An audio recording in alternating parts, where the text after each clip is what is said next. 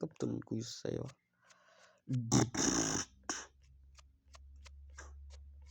โอ้ยละทรุปเป็ดทั้ง4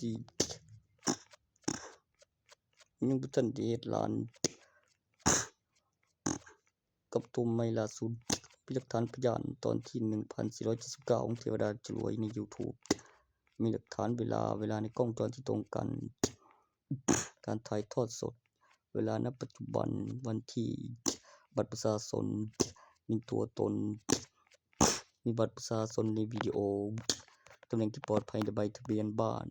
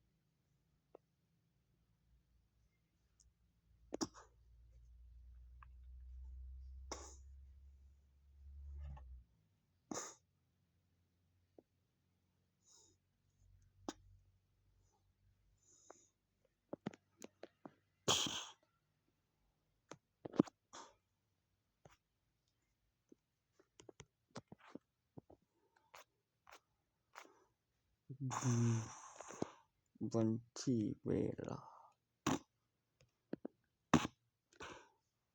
การจดจำการพัฒนา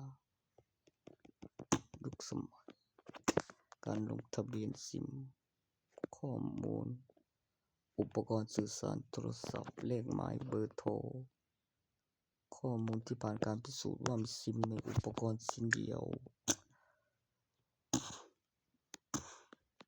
QR Code ใน LINE